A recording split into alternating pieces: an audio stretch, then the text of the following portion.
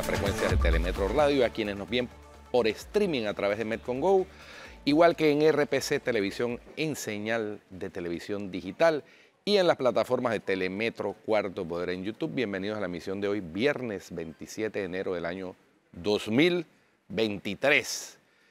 Muy bien, en el campo internacional, las noticias más destacables son, primero, la coalición de tanques, es decir, países que apoyan al gobierno de Ucrania y al ejército de Ucrania en su estrategia defensiva de la agresión rusa, ya suman 12 países, incluyendo países extracontinentales de Europa. Canadá envió 4 tanques a Ucrania y va consolidándose esa alianza defensiva. Ayer el presidente Zelensky, en su discurso habitual, agradeció a los países que han conformado esta alianza o escudo de protección con tanques de guerra de última tecnología.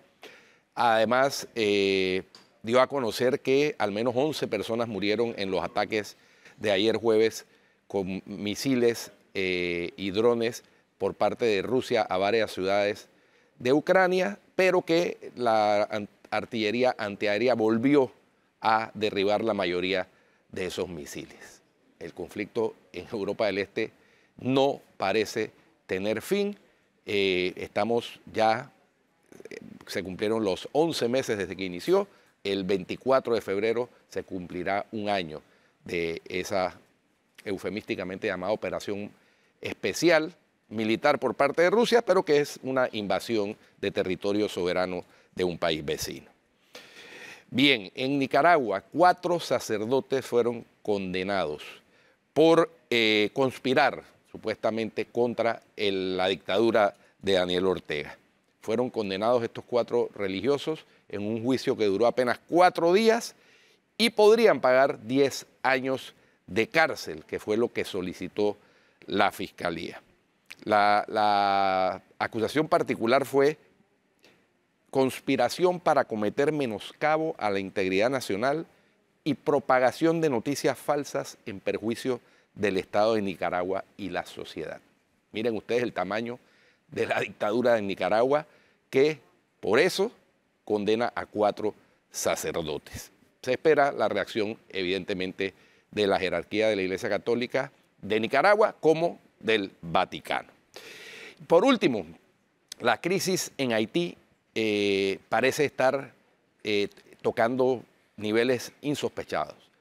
Ayer, el primer ministro de Haití, que regresaba de Buenos Aires de la cumbre de la CELAC, fue primero interceptado por la policía de Haití en el aeropuerto, que no lo dejaban salir.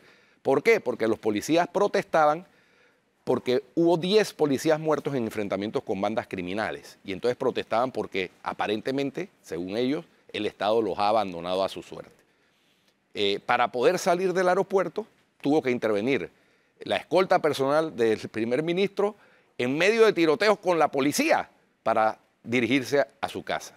O sea, eso realmente parece sacado de una novela de mala ficción, pero eso es lo que está sucediendo en Haití. Urge una intervención internacional. Ahí sí ameritaría que la ONU enviara cascos azules y que los países de Latinoamérica se apresten para mandar fuerzas de apoyo a Haití para poner orden, porque hay un caos, Flor, impresionante, donde no hay, efectivamente, si tuviéramos que tratar de seleccionar un estado fallido en la región, por múltiples causas, además de fenómenos de la naturaleza, sería Haití. Bueno, vamos a ver cómo se resuelve. Por ahí leí que el presidente Bukele de El Salvador está ofreciendo apoyo, pero evidentemente El Salvador tiene sus propios problemas que están tratando de resolver a la manera de Bukele, que a mí particularmente no me gusta, porque nada que sea autoritario me parece que tiene sentido. Para eso está en los países democráticos el marco de la Constitución y de la ley, pero ciertamente Haití rebasa cualquier capacidad imaginativa que tuviéramos en cuanto a lo que representa un Estado fallido. Sí, ciertamente.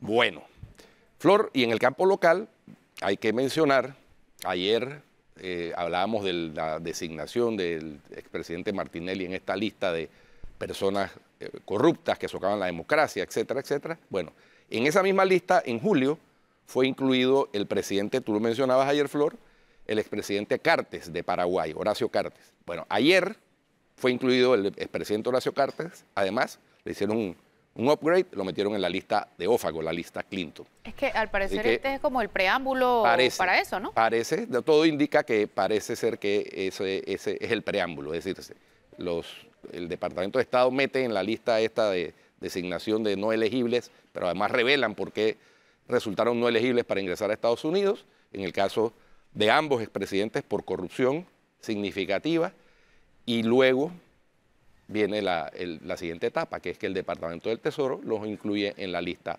OFAC. Eso es, ya sabemos las consecuencias que eso trae porque tenemos el ejemplo reciente de lo que pasó con las empresas del señor Abdul Waqet.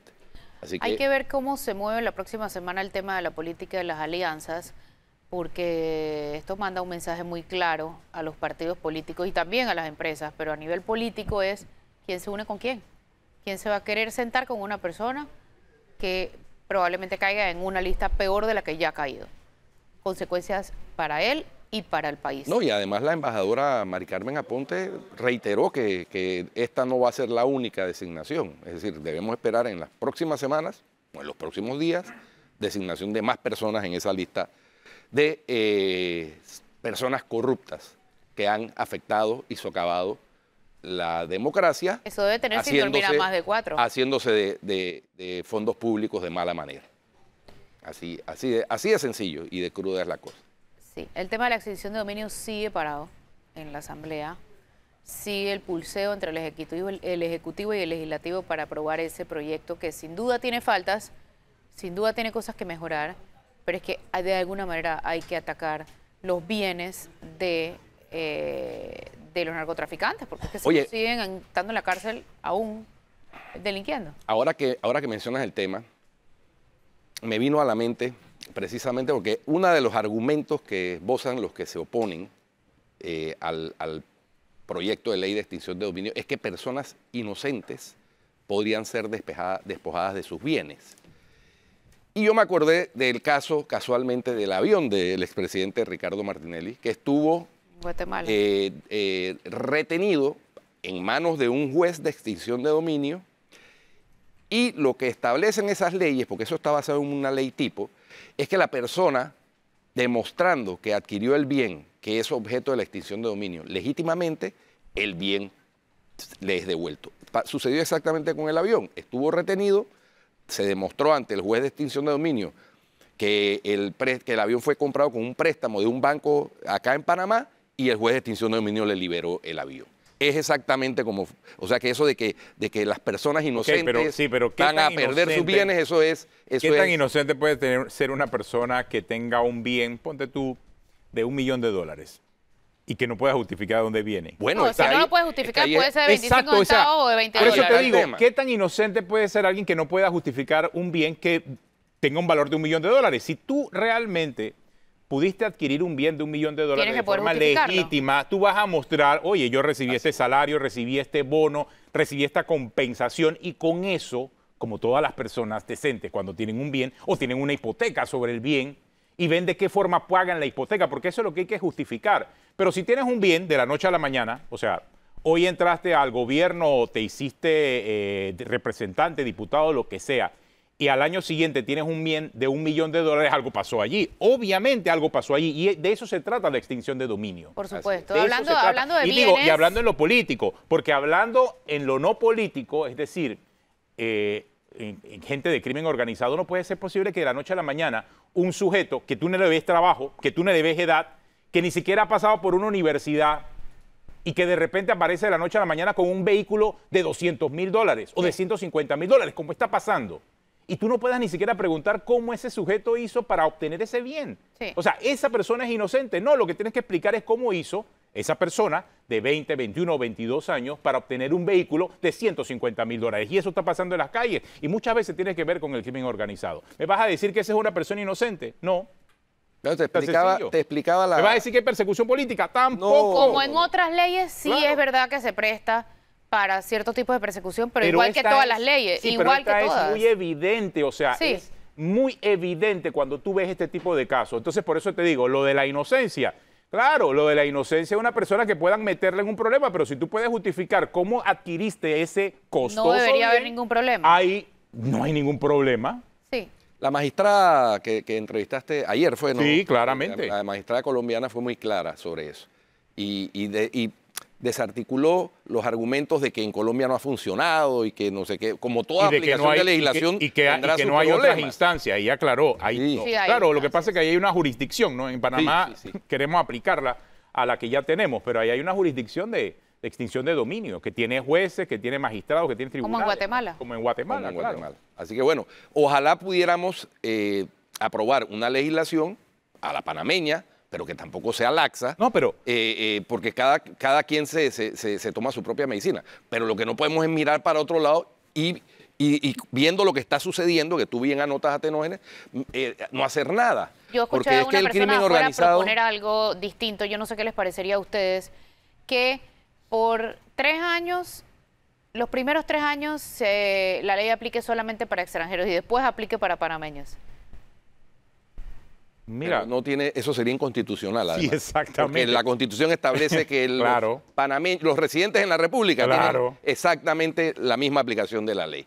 Así que quien te haya dicho eso, que se vaya a revisar la Constitución. Correcto. Y otra cosa, hablando de bienes, los ministros Sabón y Rojas siguen sin explicar. Hecho a tierra. Siguen sin dice explicar. Que ayer el ministro Rojas salió, se escabulló así como sin dar la cara en un evento que participaba en una inauguración. Él no se caracteriza por dar la cara necesariamente, ¿no? Bueno, pero porque cuando no es objeto de atención periodística, pero si lo es un servidor público y está sometido al escrutinio de los medios de comunicación y de los periodistas. Correcto, pero vaya, explícale eso. Eso es en arameo. Y te das cuenta ahí que... En latín. Y te das cuenta allí de la poca transparencia que existe, porque si tú asumes una posición de funcionario, es decir, de ministro con mando y jurisdicción a nivel nacional, mucho más transparente debe ser a la hora de demostrar lo que tienes. En el momento en que entra, hey, yo llego al puesto, señores, y tengo esto, y tengo intereses en esto. Perfecto, hazlo público. Pero mira, desde el principio del gobierno, desde esa designación, me acuerdo porque yo lo cuestioné muchísimo. El conflicto de intereses en tener 2 ministros socios entre ellos. Ya eso hacía ruido. Pero dedicarse a desarrollar proyectos inmobiliarios, recibir una ¿cómo fue la palabra? Siendo PEP. Un crédito hipotecario. Una hipoteca siendo PEP. Cuando a cualquier persona que va le dicen que no, a una suma millonaria, en pandemia. Es lo delicado. Por donde lo veas, eso no cuadra. Persona expuesta políticamente. Exacto. Que los bancos miran con lupa y los bancos, a las personas que están catalogadas PEP. Yo que fui durante los 2 años después de que salí de la Fiscalía de Cuentas, todavía era PEP, de acuerdo con la norma. Y me llamaban todas las semanas a preguntarme de dónde había sacado un depósito que me hacía... El escrutinio bancario hacia los PEP es alto, no está... Y esto, de mis honorarios profesionales como abogado, me llamaban a preguntar y yo tenía que dar la explicación al banco. Al parecer a los bancos le dan más explicación. Claro, pero así mismo deberían hacer con la ciudadanía y los medios. Claro, así mismo es. O sea... Es lo correcto. Pero siguen sin explicar eso y ahí hace ruido, absolutamente todo hace ruido. Eso es como una orquesta. El ruido que hace. Pero bueno, esperando. Y el ministro Sabón, yo creo que es el ministro más cuestionado. Por cierto, van 15 huecos en la calle República de la Oye, no, tú sabes que hoy me mandaron al noticiero. ¿Te acuerdas que pusimos la denuncia? ¿Escuela de manejo? Dice la gente que el MOP está poniendo una escuela de manejo para aprender a chifiar los huecos. Deje de quejarse y aprenda mejor a chifiar los huecos. No, ese es el mensaje. No, me estás... No, eso es broma. Es un meme. Bueno, el ministro Sabón publicó la nota del IFARU, en donde, porque entre las cosas que se mencionaban en el reportaje de la prensa, era que había sido alcanzado por el juzgado ejecutor del IFARU por no honrar su compromiso. Bueno, puso, y así deberían hacer con todo. En todo. Puso la nota del IFARU donde dice que él canceló el préstamo, ¿no? Magnífico. Ese tema ya por lo menos ese superado. Está aclarado. Superado, bueno, falta aclararlo. Pero hay que aclarar lo otro. Así es sencillo. Sí. Yo no entiendo por qué la resistencia a quizás porque no se puede explicar. Oye, ayer me llamó el señor Daniel Brea que vino aquí esta semana y supuestamente pues quería un derecho a réplica. Le dije que con mucho gusto que podíamos darle el derecho a réplica. Porque él me dijo por teléfono que en ningún momento, bueno, nosotros ahí ayer mencionamos que él había dicho que había calificado a Ricardo Martinelli como un empresario exitoso. Él dijo que en ningún momento había dicho que Ricardo Martinelli era un empresario exitoso. Le dijimos, bueno, ¿quieres un derecho a réplica? Te entrevistamos. A esta hora pues no se ha conectado, no sabemos si se conectará más adelante, pero sí queremos poner lo que dijo Daniel Brea acerca de Ricardo Martinelli, porque creo que hay que ser transparente y fueron sus propias palabras para que no haya una confusión. Yo creo que tenemos ahí las declaraciones del señor Daniel Brea, como textualmente reproducimos en su propia voz lo que él dijo aquí en el programa hace 2 días. Es que yo no veo que no hay partidos aquí pensando en el país. Ustedes solo están pensando aquí en aliarse. ¿Y qué es lo bueno para el país? Ah, no sé, porque lo van a decir las bases. No, lo bueno para el país, lo bueno para el país es que una persona honesta, transparente, con capacidad, voluntad, que pueda traer inversiones, que pueda tratar de mejorar las cosas que este gobierno actual no ha mejorado. ¿Y con todos los que usted se ha sentado piensa que pueden lograr eso? Se puede lograr. Nosotros incluso en los gobiernos que hemos estado, hemos aportado muchas cosas. Claro que por ser un partido pequeño, siempre los gobernantes tienen sus propias ideas y los aportes de uno. Ahora, a veces no. Usted acaba de dibujar un perfil de un posible candidato, una persona honesta, transparente, con capacidad ¿Reúne Ricardo Martinelli en su concepto de ese perfil? Los empresarios exitosos. No, pero honesto. No sé, yo no puedo. Los hijos de él van a regresar esta noche. Confesaron que en una corte de Nueva York que lavaron $28 millones por instrucciones de su padre. O sea, eso es un hecho público y notorio. O sea, ya ahí de salida me parece que no cumple con el perfil que usted está dibujando. Entonces, si ese perfil que usted está diciendo, el partido no lo quiere, el partido no lo quiere, las bases no lo quieren, entonces no vamos por eso yo digo que aquí no le interesa. Bueno, él su alter ego. No sé quién era, él estaba aquí, el Pablo. Pero si quiere aclararlo aclarado, o mejor dicho, si quiere ampliarlo aclarado. Y lo que yo planteé ayer fue que alguien me dijo que en menos de 12 horas, después de la declaración de Daniel Brea, el Departamento de Estado sí contestó la pregunta sobre si Martinelli cumple o no el perfil que él dibujó de un candidato honesto, transparente. Y empresario exitoso. Que pueda traer inversiones al país, etcétera. Eso es básicamente lo que hemos dicho, así que yo no entiendo el derecho a réplica, el pretendido derecho a réplica, en qué consiste. Pero bueno, pero si quiere hablar, con mucho gusto aquí. Claro. Estamos bienvenidos a los derechos a réplica. Sí. Aquí los derechos a réplica son... Sí, claro. Son la especialidad de la casa. Son la especialidad de la casa. Oye, vamos a cambio, pues. Tenemos una pausa para hablar hoy también sobre las repercusiones de este asunto de Ricardo Martinelli en la lista de los corruptos. Ya regresamos.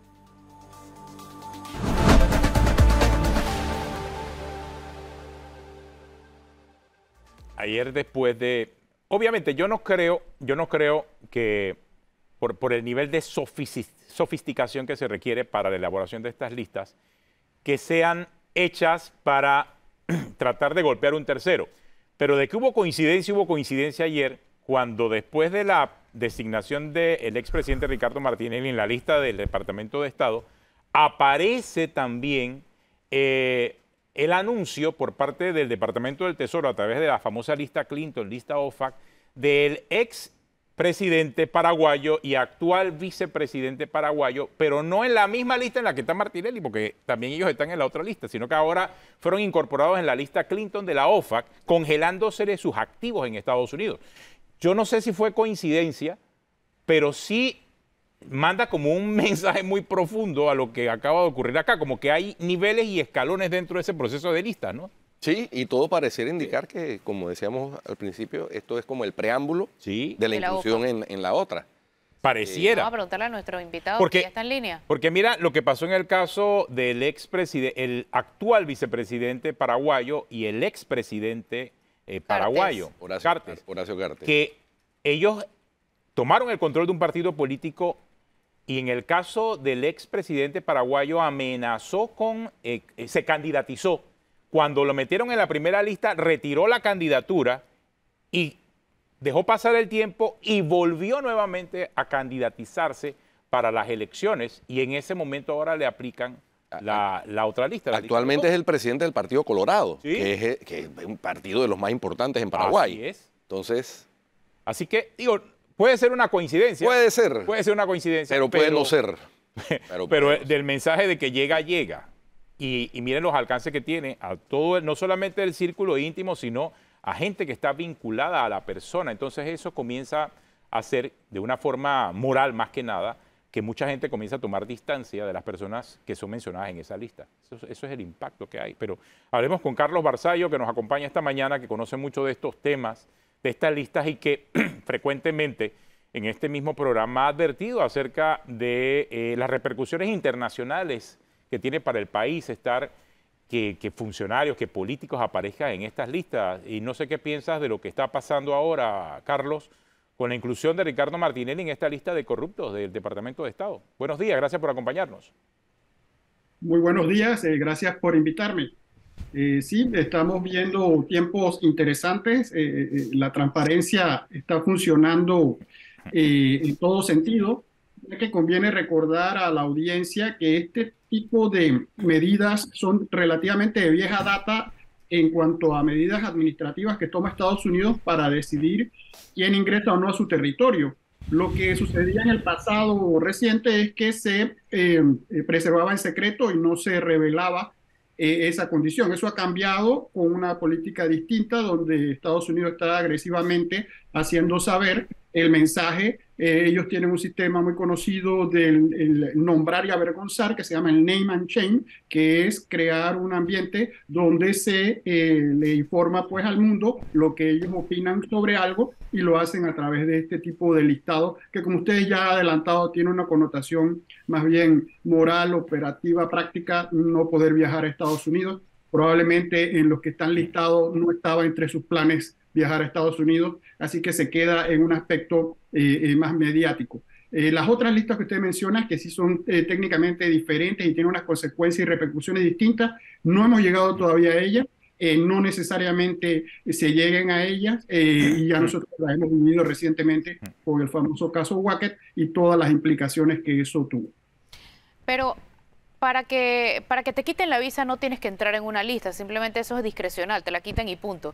¿En qué se diferencia esta lista de retirar la visa a él y sus familiares?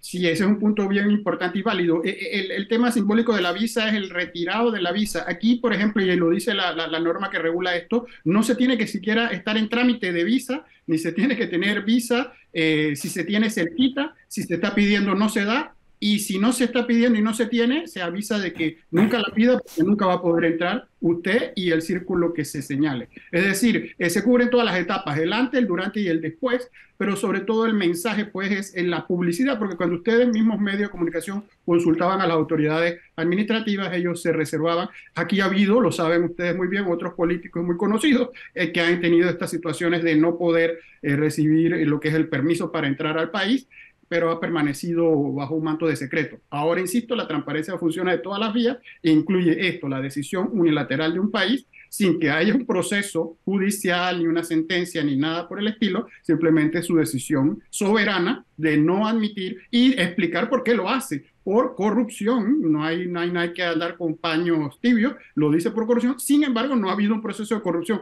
allá ni acá. Y fíjense, curioso, las fechas.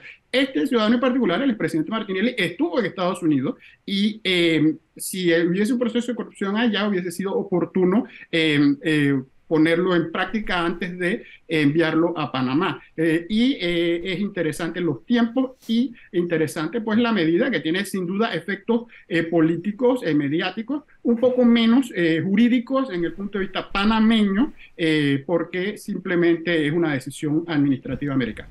Hay quienes dicen, Carlos, que efectivamente cuando estuvo detenido allá, solicitado en extradición por Panamá, ¿por qué no se le inició en caso de que hubiera un proceso? A lo mejor no había. La diferencia en el tiempo es que luego de esa detención por un año allá, que fue finalmente extraditado a Panamá, se produjo la situación de los hijos.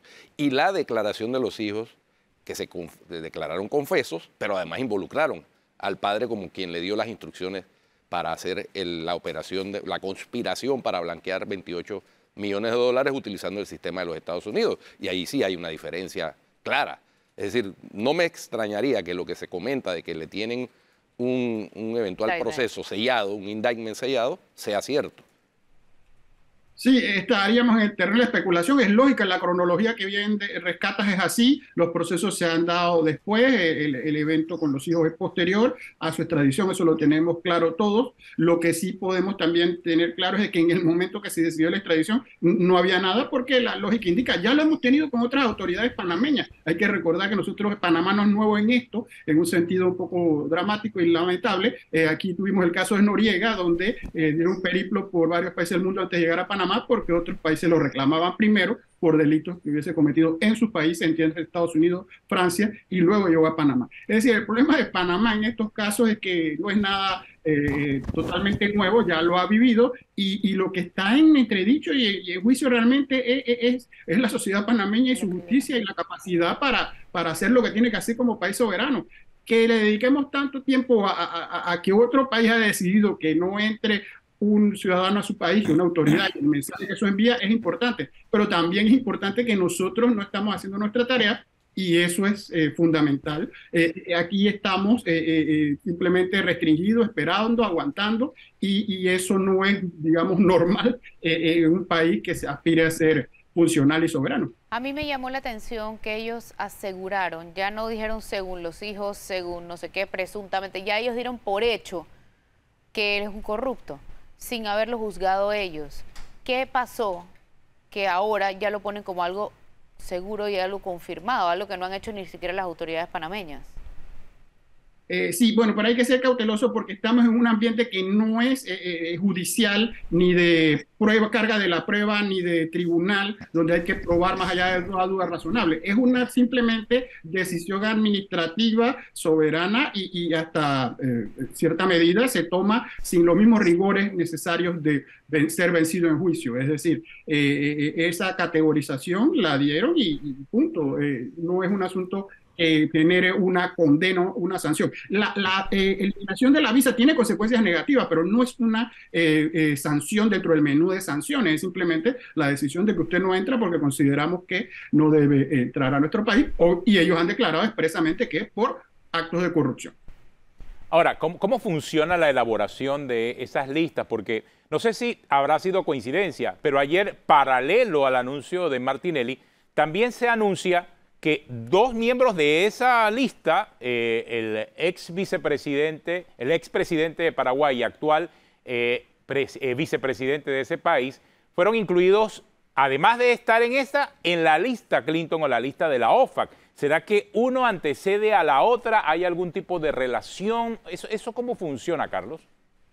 No hay directa relación, ni siquiera lamentablemente coherencia como uno quisiera aspirar y pensar. Uno pensaría que el sistema americano está perfectamente alineado, son departamentos distintos haciendo cosas distintas. En el segundo tiene que ver más con la prohibición de actividades comerciales, de ser contraparte. Se crean unas limitaciones severas para las empresas e individuos norteamericanos de hacer negocios con las personas que quedan en la lista Clinton o la lista de la OFAC. En la lista de Engel, no tener visa no implica no poder comerciar ni poder. El sentido común hará que cualquier empresario serio piense dos veces con quién lidia, pero no tiene la prohibición expresa que conlleva sanciones. Así que hay que tenerlo bien separado y distinto. Uno pensaría desde afuera que todos los secretarios de los distintos departamentos de Estados Unidos tendrían cierta coordinación y coherencia, pero no es que estando en una se está necesariamente en la otra, ni una es el preludio de la otra. Tiene cierta lógica pensar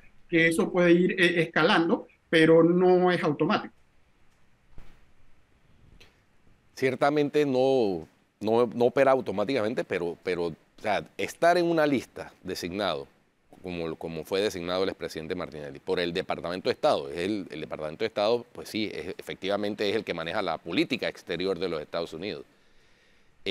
No es poca cosa, y menos cuando se hace público, que es una costumbre reciente de los Estados Unidos. Comenzaron con los presidentes del Triángulo Norte, por cierto, los expresidentes del Triángulo Norte, algunos de los cuales están presos en su país de origen o en Estados Unidos.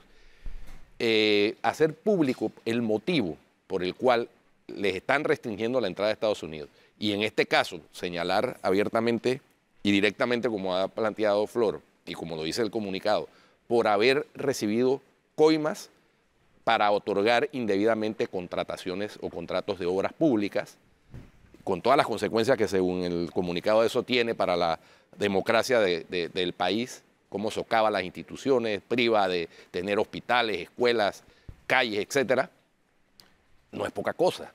O sea, un señalamiento de un país como Estados Unidos, del Departamento de Estado de un país como Estados Unidos, que sigue siendo la primera potencia mundial, el país más influyente en nuestro continente, sin duda alguna, pues yo no sé, o sea, yo creo que eso para cualquier político latinoamericano es una condición devastadora.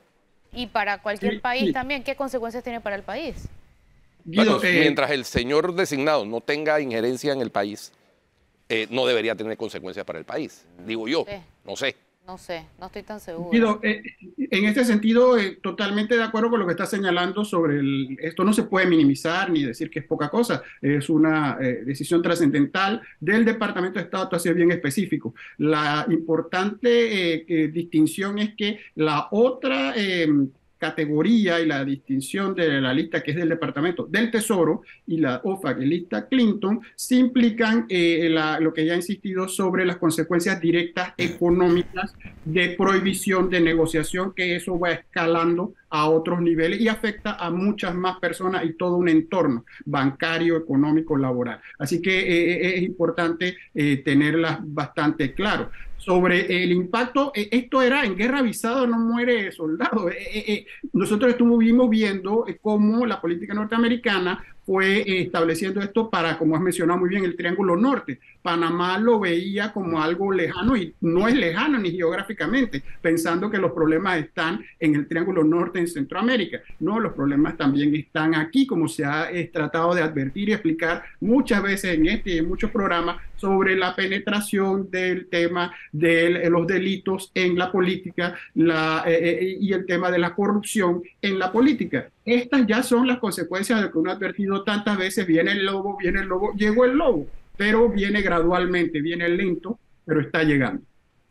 Bueno, también, Carlos, en este año se van a producir, o deben producirse, pues tienen fecha fijada de audiencia y fecha alterna además, 2 casos emblemáticos de alto perfil en donde está involucrado en uno el expresidente y un grupo de sus colaboradores en esa operación de supuesta compra indebida con fondos públicos de una editora, New Business, y en agosto, este es en abril el de New Business, y en agosto el de Odebrecht, que es el caso quizás el más importante en la historia de la corrupción, no solo en Panamá, sino en Latinoamérica.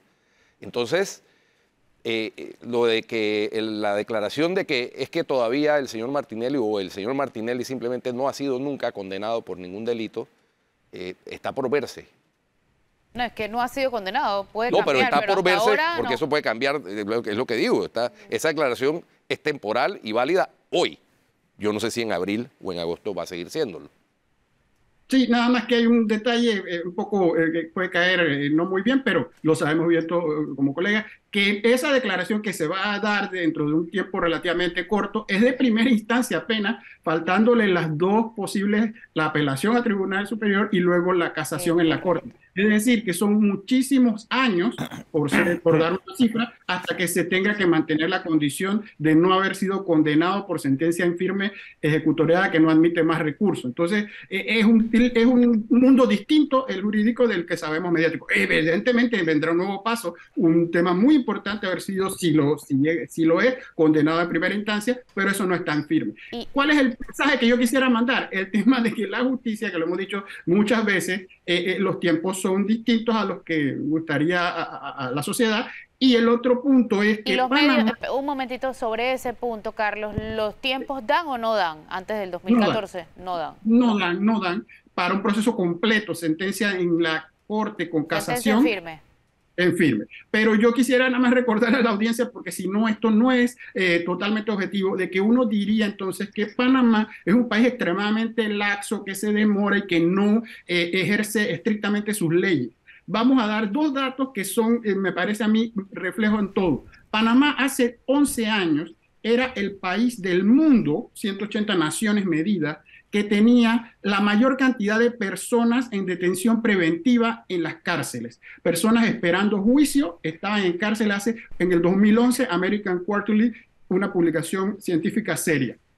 En el 2021, Panamá es el 8º país en el mundo que hay una medición de cuántas personas están en prisión por cada 100.000 habitantes. Panamá es el número 8 en el mundo y el segundo en Centroamérica solo después de Salvador, que tiene el serio problema que tiene con las maras.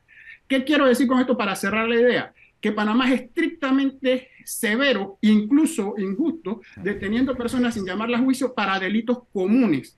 En cambio, en los delitos financieros, cuello blanco, blanqueo, los organismos internacionales que nos evalúan se quejan de que no hay ni investigaciones suficientes y cuando hay las pocas que hay y las sanciones son muy bajas, disuasorias y escasas. Es decir, hay dos mundos al mismo tiempo y el caso que estamos conversando cae en el de los delitos de cuello blanco, delitos financieros, delitos económicos, donde la justicia panameña y la sociedad panameña no puede juzgar ni investigar al poder. Quien quiera que lo detenga en cualquier momento, el poder político y económico. Y ese es el problema que el panameño tiene que evaluar y que da lástima y pena ajena que Estados Unidos le prohíba entrar a un ciudadano por hechos que se cometieron en su país, en el país de nosotros, y que nosotros estamos viendo si en abril tenemos el proceso para primera instancia. Toma mucho tiempo solamente iniciar el proceso, porque hay ardides, porque hay dilaciones. Los americanos tienen una frase famosa de que todo el mundo quiere su día en la corte, ¿no? Que tenga, para tener la oportunidad de tener un caso. Nosotros llegar a la corte toma demasiado tiempo. Corte usando en términos generales tribunales. Conclusión es que tenemos un hecho muy importante, no hay la menor duda, eso no se puede ni debe minimizar, sin embargo hay que hacer un análisis completo de qué es lo que nos está pasando a nosotros como país. Carlos, aquí un televidente me hace la siguiente observación y quisiera saber si es así. Me dice que en la lista OFAC o Clinton se incluye o se designa a las personas que tienen que ver con terrorismo, con narcotráfico, con blanqueo, con trata de personas, con blanqueo de capitales relacionados con esos delitos precedentes. No, y que la lista otra, la Engel o donde designaron al expresidente, es por corrupción. No sé si eso sea así. Iba a preguntar lo mismo a Carlos, porque la lista Engel está hecha para el Triángulo Norte de Centroamérica. A Martinelli lo incluyeron en un listado público de restricciones de visados contra la cleptocracia y los derechos humanos. Es la sección 7031, pero son listas parecidas, pero sí sería bueno que nos aclararan las diferencias. Carlos, tú que conoces mucho más de eso que nosotros. Sí, hace varios años, y nosotros lo hemos compartido con ustedes, hay un fenómeno en Estados Unidos que se ha estudiado, así como tenemos la democracia, hay un fenómeno nuevo que se llama la cleptocracia, que es, la palabra enreda a la gente, pero es bien sencillita en la etimología, el gobierno de los ladrones. ¿Sí? Es el significado griego en español. Democracia, el gobierno del pueblo, el cleptocracia es el gobierno de los ladrones. Los Estados Unidos han entendido, y tienen muchos estudios, y los podemos compartir con ustedes, donde el nuevo problema está que los gobiernos ya no simplemente tienen problemas políticos, sino que ciertos grupos se apoderan del poder simplemente para robar. Simplemente para el efecto cleptocrático, como ahí esta es una enfermedad, robar y robar. Entonces, la lucha en los años recientes se ha hecho contra la cleptocracia, el cleptócrata, que ahora están muy populares los oligarcas rusos, y por eso hay mucha atención allá. También los tenemos aquí en el área latinoamericana, en el Triángulo Norte. Y eso es lo que han hecho, de tener actividades contra ellos. Sin embargo, paralelamente tenemos el problema siempre del blanqueo de capitales. Y el blanqueo de capitales, lavado de dinero, tiene un delito precedente, además de otros 21. Uno de ellos es la corrupción. Entonces, allí los temas como que convergen. Hay blanqueo de capitales por corrupción y uno entra en la lista OFAC y Clinton, y esa también tiene el financiamiento del terrorismo. Hay el específico hecho, la lista Engel. También hay otro que a Martinelli se le candidatizó en su momento, que es el Magnitsky Act, que era un acto de un senador norteamericano que se creó en su, digamos, honor, entre comillas, para identificar a los grandes cleptócratas del mundo, y se hacía una especie como de ranking y de concurso, y se determinaba si tenía la magnitud suficiente para entrar en ese listado. Entonces, Estados Unidos, como les dije, tiene el tema de name and shame, que es nombrar y avergonzar, ellos aspiran de que con esos nombres protegen sus intereses egoístas y intereses de ellos, pero también que haya consecuencias en los países donde eso pasa. Sin embargo, Latinoamérica reacciona de manera distinta. En ciertos países, y Atenógenes no lo ha mencionado, cuando la política local reacciona distinta a estas designaciones. Incluso nosotros no somos ajenos a esto, nosotros vivimos en los tiempos de Noriega, cómo se comienza un falso nacionalismo o real, depende de cada ciudadano, y esto se convierte en un tema pues de víctima, de que el imperio, de que se está persiguiendo a alguien injustamente. Tenemos todo el menú de excusas y de temas. Lo que sí tenemos es actos de corrupción que están en tribunales y que tienen que decidirse para poder tener esa sentencia en firme, y tenemos ya soplándonos al oído que desde afuera ya el caso en el nivel administrativo ya lo terminaron y tomaron su consecuencia. Que si vienen otras, yo tengo que ser serio, no puedo especular, pero estamos más cerca de ello que antes. No, es que aquí hemos tenido esas discusiones casualmente, porque cada vez que hablamos de que nos meten en una lista gris, negra, azul, verde, lo que sea, decimos, y aparece el nacionalismo por un lado, ¿quiénes son ellos de afuera para cuestionarnos a nosotros? Pero lo que ocurre es que hay un estándar mundial que hay que cumplir, que abarca a todos los niveles socioeconómicos de las actividades que como país nosotros desarrollamos. Y casualmente parece que a nivel mundial, a nivel global, y tú fuiste el que trajiste muy bien, Carlos, ese tema aquí a este programa, el tema de la cleptocracia, se ha vuelto un tema sensible, no solo para Estados Unidos, para el mundo entero, porque es que en Europa se está hablando de la cleptocracia, en Inglaterra se está hablando de la cleptocracia, en Asia se está hablando de la cleptocracia, y ahora está tocando obviamente nuestras puertas al ver el caso de Ricardo Martinelli. Y en esa misma línea, en el otro lado de la moneda están las personas que dicen, por un lado están los que tú dices, ¿por qué tiene que un Estado extranjero venir a hablar de nosotros? Y por otro lado están los que dicen, ay no, pero esa multa es muy pequeña, ha debido ponerle una sanción más fuerte. Claro. Pero digo, a ver, no podemos exigirle a un Estado extranjero que ponga las sanciones que no le exigimos a nuestras autoridades que pongan. Pero no te vayas, Carlos, tenemos una pausa, ya regresamos para la parte final del programa, no te vayas.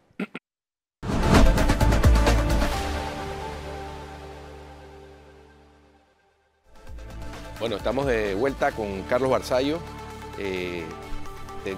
Queríamos preguntarle a Carlos lo relacionado con el tema de esta inclusión en listas y demás, y cómo la reacción en Paraguay ante la inclusión del actual vicepresidente y el expresidente Horacio Cartes generó un movimiento inmediato de la oposición paraguaya, a diferencia de en Panamá, donde las reacciones han sido muy aisladas. No ha habido, digámoslo así, un movimiento de la clase política para decir, oigan, ¿qué vamos a hacer con esta situación? Hay un colega señalado, ni siquiera por eso.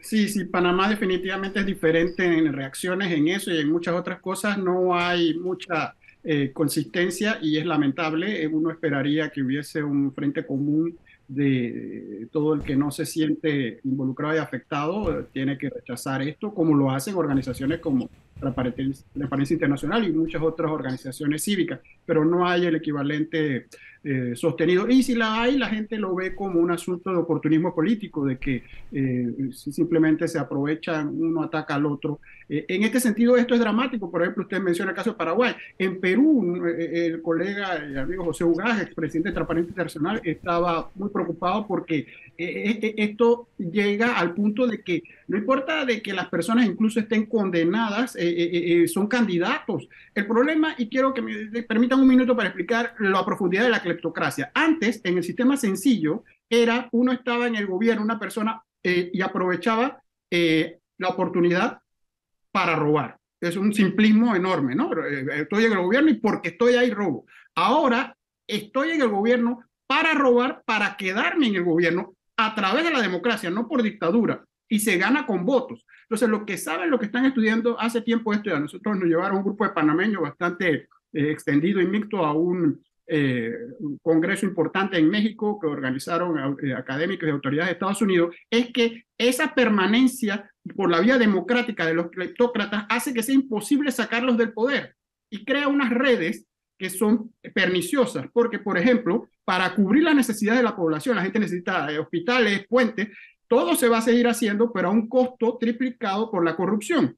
Entonces hay unas redes que hacen que se cumpla el principio que decía Upton Sinclair, un político y escritor norteamericano, decía que es muy difícil que una persona entienda algo cuando su salario depende de no entenderlo. Entonces, ya no estamos hablando de lógica. Nosotros, ustedes tres, mi persona y todos los que usted invita, hablan cosas que le parecen a todo el mundo, pero es evidente, hay que entenderlo. Lo que estamos olvidando es que hay gente que lo puede entender, pero no lo quiere entender porque no le interesa entenderlo y le conviene no entenderlo. El problema está cuando la población en general es capturada por este clientelismo, prebendas, y se siente contenta con este sistema, lo cual es pernicioso. Cuando esta llave se cierra, entonces vienen las protestas, las desgracias y las partes de las vacas flacas. El problema es que hay que evitar llegar a ellas, el problema es que hay que proteger la democracia con calidad y evitar que estos cleptócratas ganen en las urnas a través de la cleptocracia, que es el gobierno de los ladrones, robar para quedarse en el poder gracias a los votos, no por dictadura. Y ese es el escenario que estamos viviendo en Panamá y en el mundo, y la gente tiene que abrir los ojos, prestar atención. Y la pregunta comenzó, ¿cómo reaccionan los líderes políticos de oposición? La reacción no es la mejor, porque debían cerrar filas y estar todos en contra de la corrupción. Muchas gracias, Carlos, por tus orientaciones, por dejarnos ese concepto ahora de la cleptocracia, que es la lista anticleptocracia del Departamento de Estado, en donde incluyeron al señor Martinelli. Gracias, Carlos, por acompañarnos aquí en Cuarto Poder. Muchas gracias. Bueno, se nos acabó el tiempo, se acabó la semana. Si usted sigue en Telemetro Radio y en RPC Televisión en señal digital, siga con el brunch. Nos vemos el lunes.